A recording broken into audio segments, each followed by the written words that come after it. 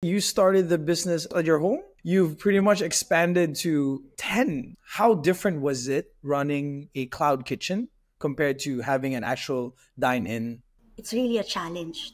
Before, we just get the order, we cook it, we give it to the rider. We used to have our kitchen. It's only me, my husband, and our helper. But when we started expanding, of course, we cannot check on them 24/7. We cannot check on them every single time, right? How can we maintain the food quality? How would you go about overcoming these challenges? We've learned that in this kind of business, you really need to.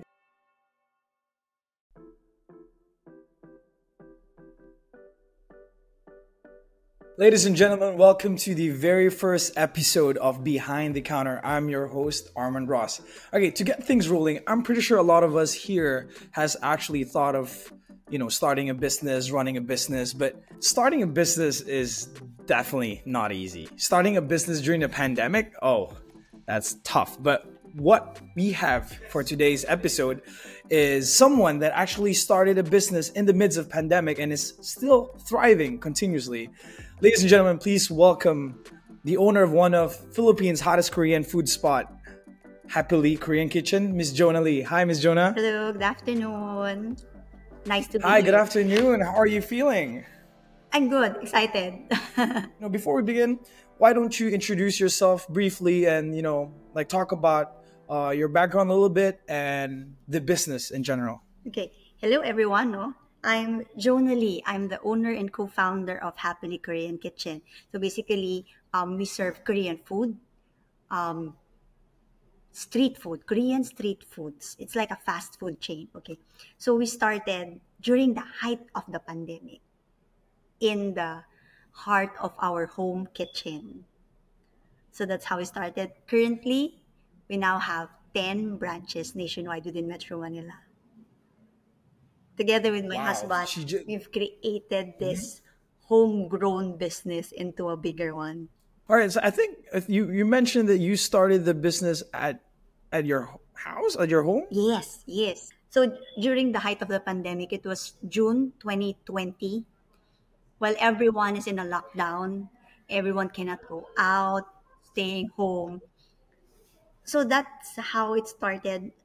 Since in our village, our homeowners decided to build a marketplace for neighbors to, somehow like do activity at home, like cooking and then selling it for everyone. So no need to go out since it's very hard to go out during that time.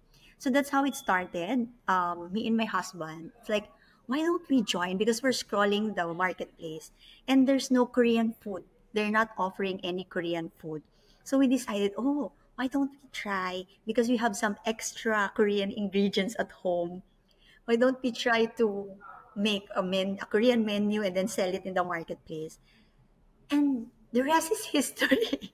That's how it started. We started cooking just like two menu, selling it to our neighbors, and then that's it. It grows. You mentioned that there are how many stores right now? 10 stores? Now, yes, we have 10 stores. We have basically we have three dine-in with restaurants, and then we have seven cloud kitchens. 3 dine-in restaurants and 7 cloud kitchen. Wow. So from a business that started at the comfort of your homes in about almost just 4 years, less Three than four years. years, you yeah, 3 years actually. Yeah, 3 years. You've pretty much expanded to 10 Yeah. different stores. Congratulations on Thank this you. on this expansion. Yeah. How much do you think uh the Korean influence during the pandemic helped? Because you said you guys started selling Korean street food and everyone's just at home. But how did your business just picked up? We were also surprised. The Korean food basically in our home is very, it's like a common thing since my husband is a Korean. So we usually eat those Korean food. But during the height of the pandemic, it's the start also of K-dramas. Yeah, yeah. That's the start of K-drama. When you look at social media, everybody's talking about K-dramas, different K-dramas. Everybody's watching K-dramas since they only stay at home. So my husband actually was pretty surprised to see that Filipinos are now open on trying new delicacies like Korean. He was surprised when I tell him, "Oh, tteokbokki now is very popular." Really, Filipinos like tteokbokki? So, it's like that. Oh, no, Filipinos are looking for kimbap. No, really? Filipinos like it? Yeah, it's because, in this Korean drama, an actor's eating the jajangmyeon or the Yeah. tteokbokki. So the Filipinos like, Yeah. "Oh, I want to try it." But there are only few who are selling. And to be honest, Korean food here in the Philippines before the pandemic is really expensive. Mm, okay. So when my husband was saying, "Oh, really, do you wanna try it?" Sabi niya, that's when we look at the marketplace, nobody's selling Korean food. Selling. So he said, "Why don't we try? Since we have the ingredients at home, I know I know Korean food because I'm a Korean." And then he's been here in the Philippines for a long time. So he already know the Filipino palate. So, it's like a mixture Mm-hmm. already. Mm-hmm. So I think that's Mm-hmm. one reason why our food also suddenly like boom. And when you look at our menu, the dishes that we created, these are the basic ones, not the very, like the not so common. Like example in the Philippines, sinigang, right? Sinigang, but not every foreigner can eat sinigang. So it's something like that. We choose the basic Korean food that we think Filipinos will like.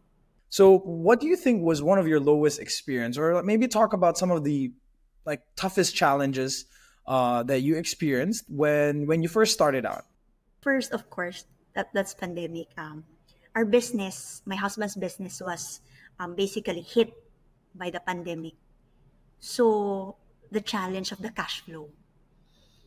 That's also the one reason why we really work hard and focus on this one, because of course we need cash flow in the family because that's the only business that my husband have before, and that's our main income.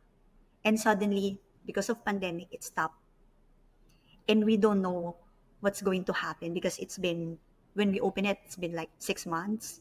I'm off 3 months, 4 months already, and the future is not clear during the time. And when will it open? When will the pandemic end?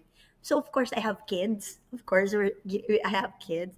So of course, in our minds, you know, we're afraid what will happen. Where are we going to get our income? How can we survive? So we need other means of profit. That's why when we first launched it in our marketplace in the village, and a lot of our neighbors ordered, that's my husband saying, "Oh, this could help us in our cash flow. This could be an additional income for us during this hard time." And one more maybe challenge starting up is would be the logistics of the ingredients. Because during that time of lockdown, you cannot go out easily. You cannot buy your ingredients, especially the ingredients that we need are Korean ingredients. Up until now, we see to it that all of our ingredients are really Korean ingredients because we value the quality. That's number one for us, the quality of the food. We're very particular with that. So that's one challenge that we face when we are starting. We cannot go out easily. There was even a time, right? You cannot go out without the ID, the Yep, pandemic yep. I ID. remember So that. Like a pass, right? yeah, Yeah. pass. And then if it's a personal thing, you're not allowed. The police will Hmm. stop you, and then they will ask you, "Where are you going?" We cannot say we have a business since we don't have the license and everything. So that's one of the challenge starting up, getting the supplies, because during that time the supply also is really, I mean, the low, especially the groceries, because that's a very important thing during the pandemic. So I think that's one challenge that we encounter when we are starting. You mentioned you had a business prior to HappiLee Korean Kitchen. Do you Yes. mind speaking briefly about like how did you transition from, like what was the logic and what was the mindset like when you were having that old business and then transitioning because of the pandemic to HappiLee Korean Kitchen? For me, I used to work in the airline industry. I've been in the airline industry for 10 years. And then I need to quit, to be a full-time mom because I have two small girls during the time. So I need to focus on the kids. And then my husband's business, even before we met, it's an online and not online, sorry, it's an English tutorial school for Koreans. Koreans come here in the Philippines during their vacation, winter and summer vacation. They stay here in the Philippines for 4 weeks, 6 weeks, 8 weeks. We provide board and lodging. We provide teachers. We provide tours. So, the business is good for the longest time.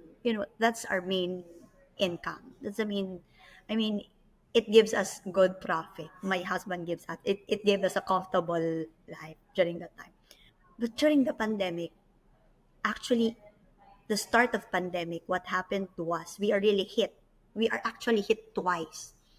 First is during the Taal eruption. During the Taal eruption, our school is located in Tagaytay, in Canyon Woods. So we were hit for the first time. The students need to go back to Korea earlier because of the volcano eruption. Of course, the parents are, worried and all. The safety of the students is important. So they need to cut off the camp season, the school, and they need to go back earlier. After the Taal comes pandemic, lockdown. So, supposed to be, our school is twice a year.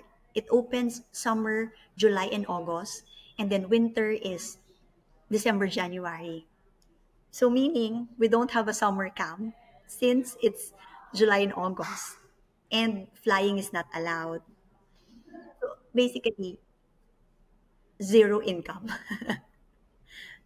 Zero income. So, transitioning from a school to a food business.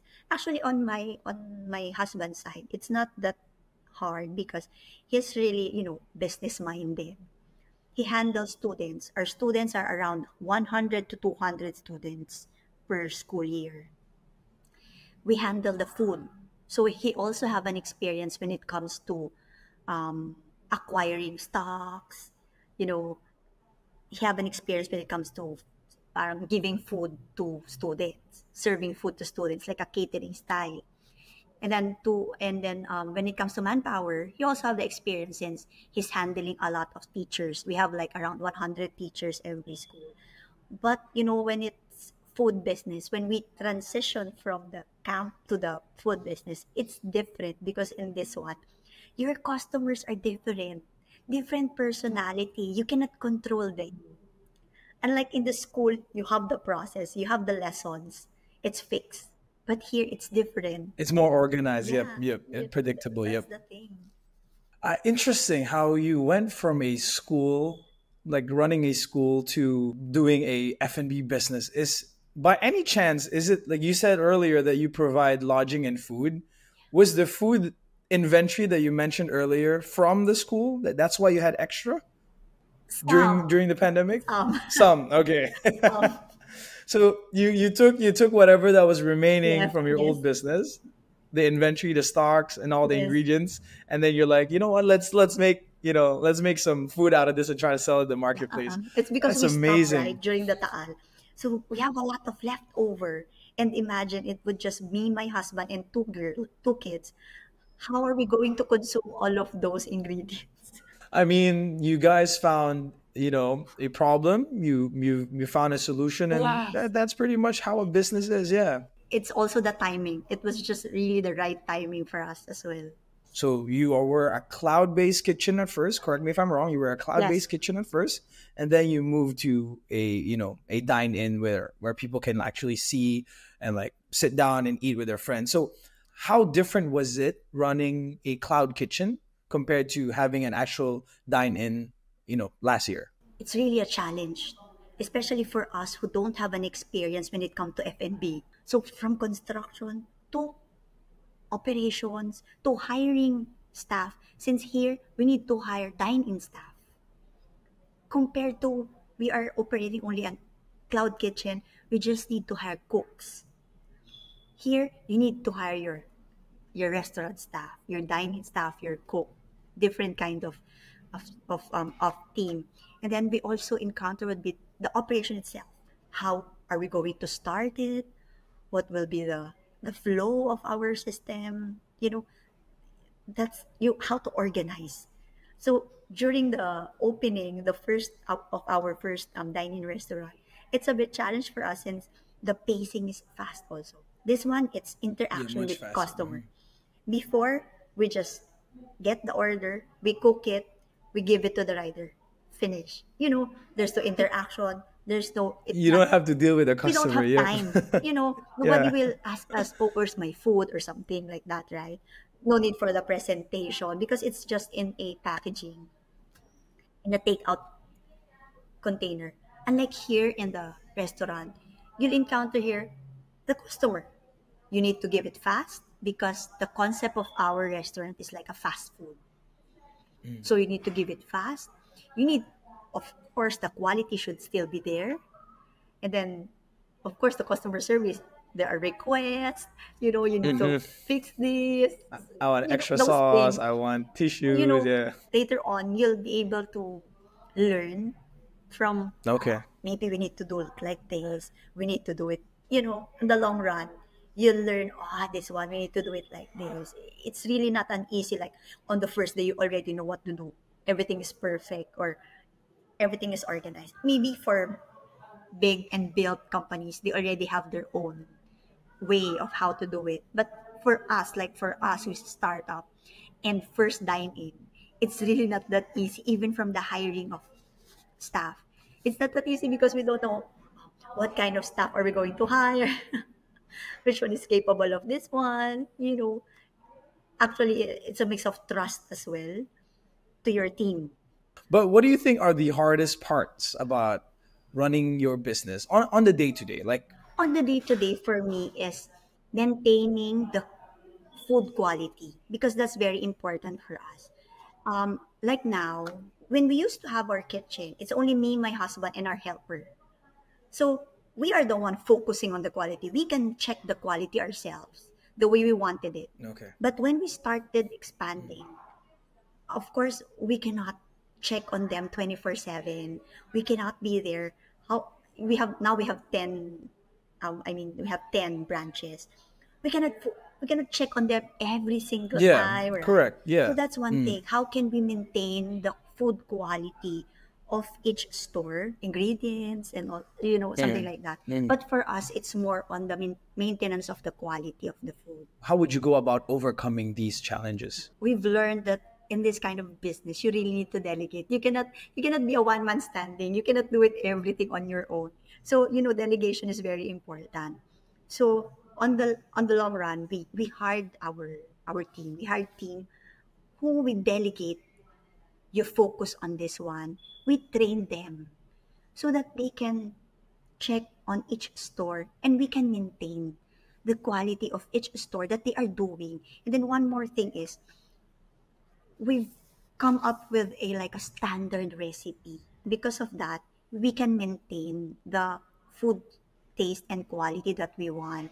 So we make sure that each of our branches are following that standard that we come up with. So you mentioned it was run by you and your husband. So I'm very curious, like how does it work? Like how do you and your husband complement each other for the business when it comes to running this business?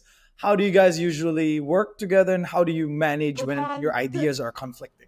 Of course, sometimes we also have conflicts. Like if you don't like my idea and I don't like his idea, you were telling us, oh, you cannot argue because you're husband and wife. You can just argue something like that. But um, in our business now, what we do is we separate our tasks. My husband is more on the operation side and the finances. On my side, I do the paperwork. I do the documentation. I do the marketing.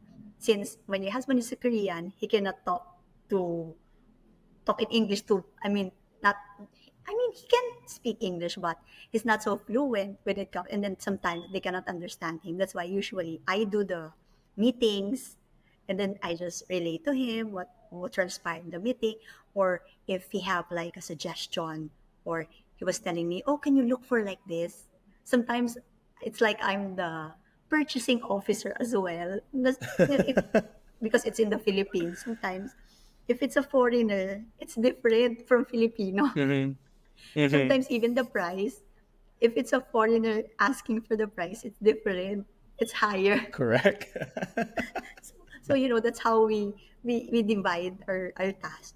But of course, since I'm also a mom, How do you even manage, running being a business owner and being a mom? Like how are things like at home? sometimes I just think of it. Oh, anyway I'm happy of what we're doing. It's like I'm just saying, oh, maybe I'm just like playing around. So of course, Mhm. there are stressful days, but later on you'll overcome those things. Especially if you like what you're doing. I have that passion in building. Mm. It excites me if I have a new branch opening. I'm so excited for that. That's what I'm looking Mm. forward to. Those things. I think if you have that you have that goal and you have that focus within yourself. Even if you're not a good cook or something, I think you can do a way. You can find a way how to grow that business that you want. I see. And the kids love the Korean food that you guys make. Everything is okay from their end. Yeah, but they're a bit picky. They're picky. Oh. That's the problem.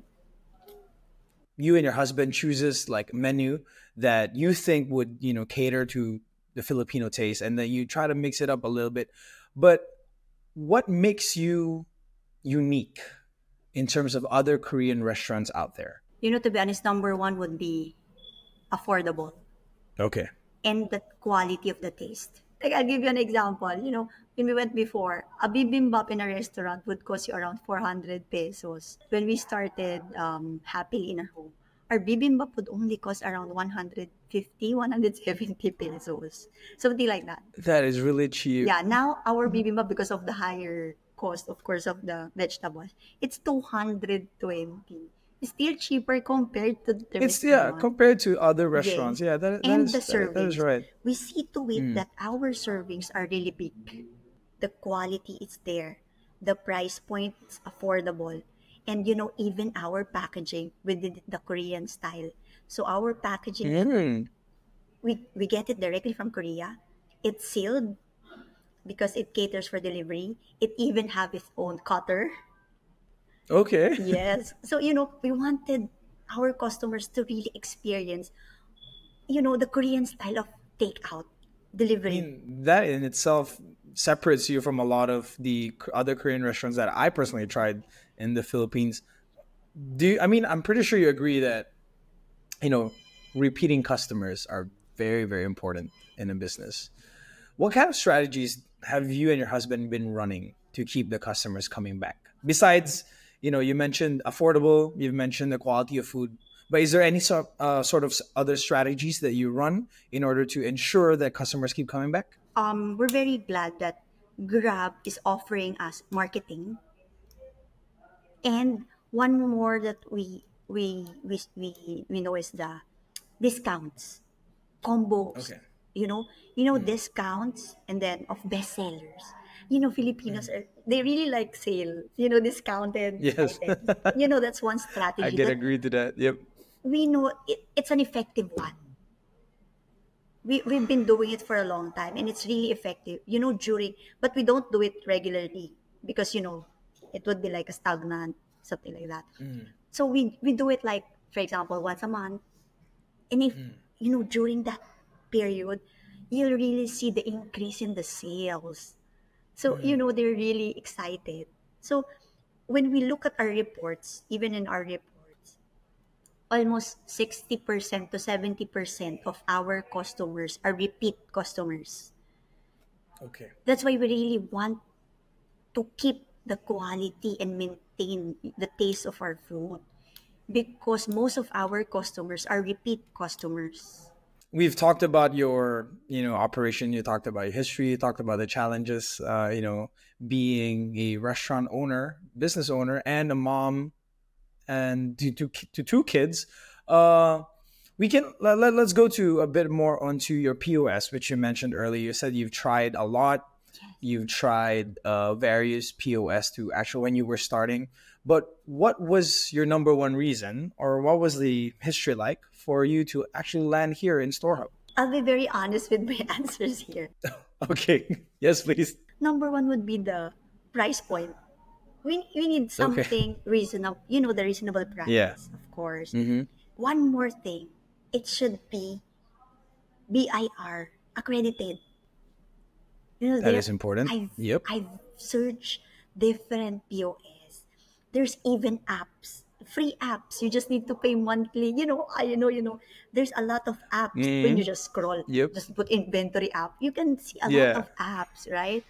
But that's the problem. If you want to grow your business, you need, of course, also to make it the proper way. Like you need BIR registration. How can you be a real company if you just Yeah. stick Yeah. on the basic POS just because it's 100 pesos, it's okay. Yeah. In the house, it's It's okay. not worth the risk. Yep. When you're growing, it's different. The system that they have during that time is not fit for us. For a startup, it's not that easy to invest in that kind of system. Correct. You Yeah. invest, that's an investment actually on our part. And if they cannot deliver the things that we need, it's like a waste of time, waste of money. They are lacking Okay. some things that we need will help us make Mm-hmm. our operation more smooth and easy. Yeah. I came across StoreHub. Of course, it was suggested to me by a friend. Was saying, "Oh, why don't you?" Actually, it's a Grab manager. So yeah, why don't you Oh. try? Yeah, Okay. and luckily we're Mm-hmm. going 2 years so far. Yeah. Yeah. So far, we're going 2 years, and you're able to deliver the system that we wanted to help us. Okay. If is there any advice you think you could give to your younger self? 3 years ago when you were just starting that business. What were some of the key Well, things that are you would say are essential to start a business? don't doubt yourself. If you have that focus, if you have that goal in mind, and you are really focused on what you're doing, you don't need to doubt yourself. You can do it. I mean, you just need to put some hard work, and some prayer too. When we were starting out, I'm doubting myself. If we will be able to put this up, but my husband is really a risk taker. No, this is good. I can see the potential of this one. This will grow. He's like that. And I think that's a good match for us. There's somebody who's a risk taker, and then there's somebody who's, you know, calming of the Who's other. more chill and Yeah. more not to say chill, but more like reserved, and you're someone that wants to do calculated risk Yes. to lessen the damages. Yes, understand. Okay. What are your plans for the business? Not now that we're in 2024, it's the first month. Actually, no, we're in the second month of the year. And what are your what's your like outlook towards happily? For 2024, our main goal for 2024 actually is expansion. Delivery is staying, but definitely Dine-In is coming back, is here to stay as well. So the Correct. people are Correct. all going out now. So we want to expand more Dine-In this 2024. That's our target for 2024. One more thing is we're looking into franchising this 2024. Oh, okay. So if any of the listeners are interested to franchise happily, can they contact you?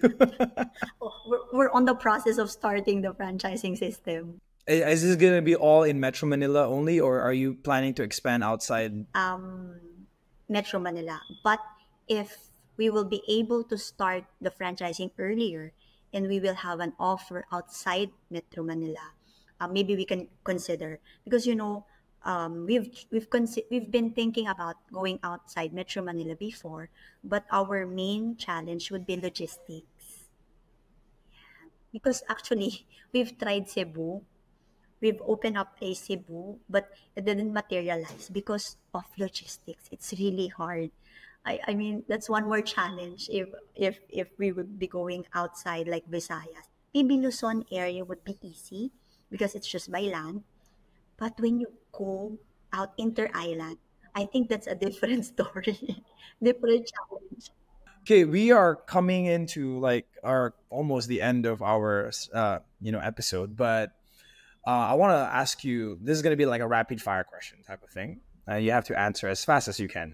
So I'm giving you like two choices. I know you're Filipino, but you've married a Korean, so I'm sure your taste buds are, like a little bit mixed here and there. So I'll give you, a Filipino food and a Korean food, and you have to tell me like as quick as possible which one you prefer. Okay. You got to be not biased, okay? Okay. Regardless whether your husband is the one that cooks it or not. Okay, my first question. All right, do you prefer adobo or bulgogi? Bulgogi. It's So sweet. that's one I point like for the sweet. Korean. Okay. Sinigang or kimchi jjigae? Sinigang. Okay, all right. You mentioned sinigang earlier. That's Very okay. Filipino I'm a big sinigang. fan of sinigang too. I'm not a I'm not so fan of kimchi. Oh, you're not a big fan of kimchi. Yeah. You don't like it's a different kind of sour. Yeah. Next one is lumpiang Shanghai or mandu. Lumpiang Shanghai. Okay, we're winning Team Philippines. Don't worry, she's still very much Filipino. Kare kare or bibimbap? Bibimbap. Oh, really? Yeah. I like kare kare. I like kare You, kare. you know, but my husband likes kare-kare. There's an interchange of You know, cultures right now. my husband's favorite Filipino food is kare-kare. Ooh, okay. Yes. Is there But like a his- variation of?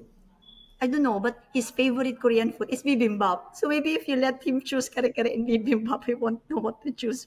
I think that's a question you gotta ask Because him. I'm not so Because I wanted to. I'm not so fan of peanuts. The peanut taste. Okay. Yeah, understand. No, it's not for everyone, I would say. But I think it's a nice question to ask your husband when he comes home. Give him like kare kare or bibimbap. Let's see which one he'll choose. All right. This one I think I kind of know what you're gonna say, but lechon kawale or Korean fried chicken. Korean fried chicken. Oh, okay. That's different from what I expected. I was thinking you'd You get stick the to lechon our kawale. original lechon Kawale is, kawale. Yeah. but sometimes kasi it's a bit oily. But you know, if you really try the Korean fried chicken, I really like the Korean fried chicken. I like chicken. But what makes Korean fried chicken different from the way we normally do it? To be honest, the Korean fried chicken that I've tasted in Korea, it's really tender. You know, it's not the chicken joy type, but there's something different in their chicken. I don't know if it's the brand, the quality of the chicken. I don't know. I think they're feeding their chickens differently. All right, okay. This one's interesting because I think it's very near to each other. Halo halo or bingsu? Halo or bingsu. I also like halo halo. But you prefer bingsu? But I also like bingsu. It's like this. You know, it's like this.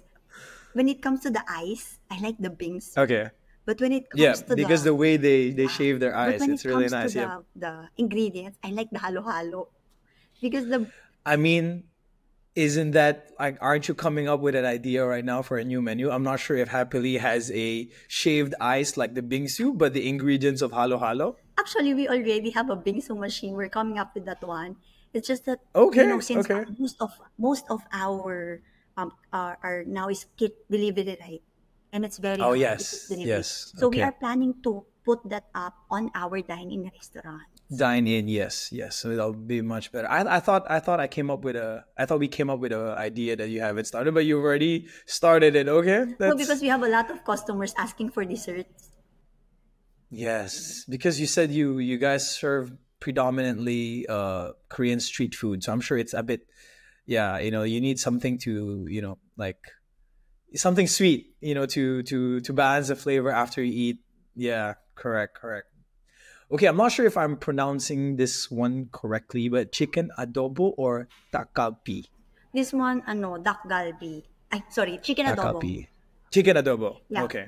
because I cannot eat spicy. Duck galbi is very spicy for me. Our duck galbi is very spicy for me. Oh, you mean your restaurant's Yeah, takapi is we very have duck spicy? galbi. It's very for me. When my husband was eating it, he was saying it's not too spicy, but for me it's spicy. I think that's one of the things that I noticed. Like our Filipino taste buds aren't very fond of spicy food. Is that true? Do you think Yeah, Koreans have a Okay. We have a different level of spiciness really on our palate. Like when I eat something, I said, "Oh, it's so spicy." My husband would say, "No, not so." Was it a challenge though? Like whenever you come up with a recipe, you have to like you want to stay as authentic as possible, but you also want to make sure that it caters to the tongues of Yeah, that's Filipinos. one challenge also. Like for my husband, I am. It's like they she would always say he would always say I'm the in Filipino contra.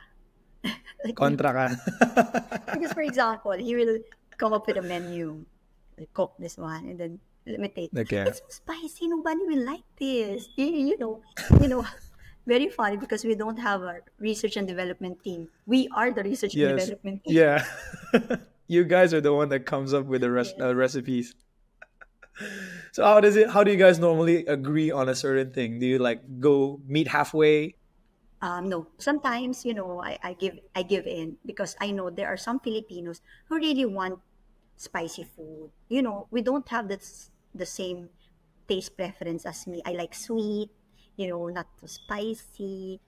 But there are some Filipinos who really like spicy. My husband was surprised. There are customers asking for more spicy. Yeah, I mean, I'll be one of them. oh I'm that really? Filipino that loves spicy food. Yeah, So my yeah. husband was surprised.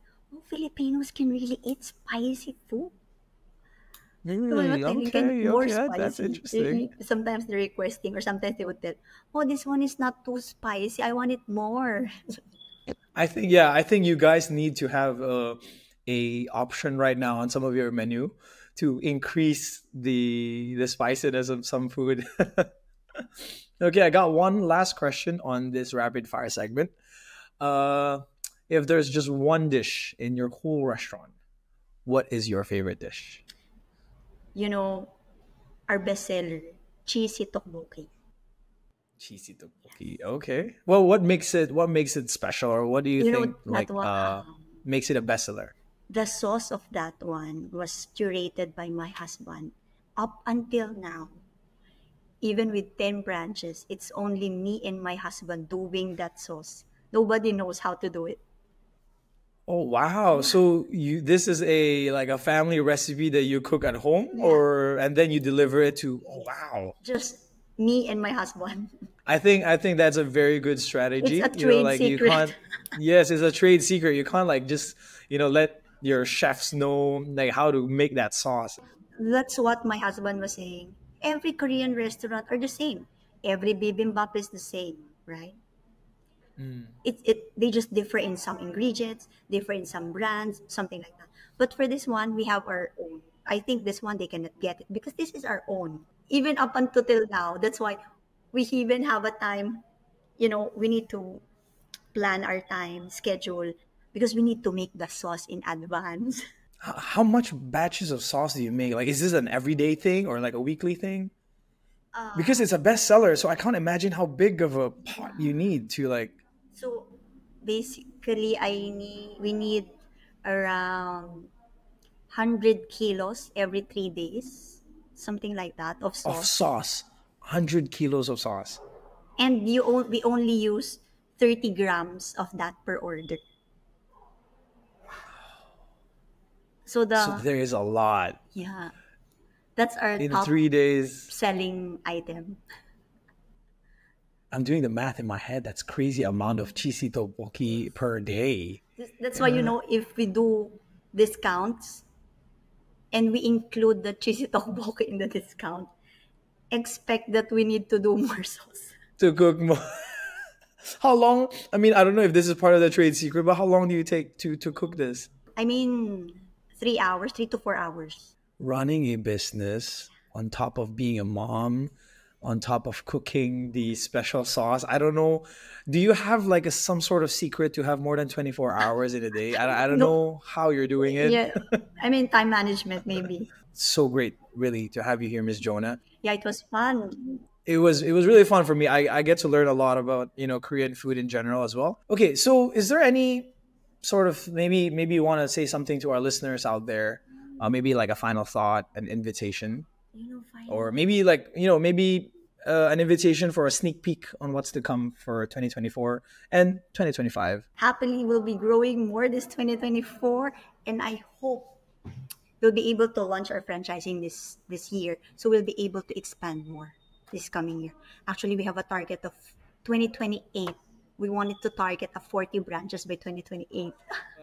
I want to do something special, a little bit special on this one. Since you're our first guest, we're gonna do this in every episode. So since you're the first guest, you get to have the privilege. We want to give you the chance to ask our next guest any question. So, what kind of question do you want to ask our next guest? What are your marketing tips or tools? Marketing tips and tools that you can, give to SMEs and startup businesses. Because, that's the one thing I want to learn personally, marketing. Because, I think that's a very broad. Ano.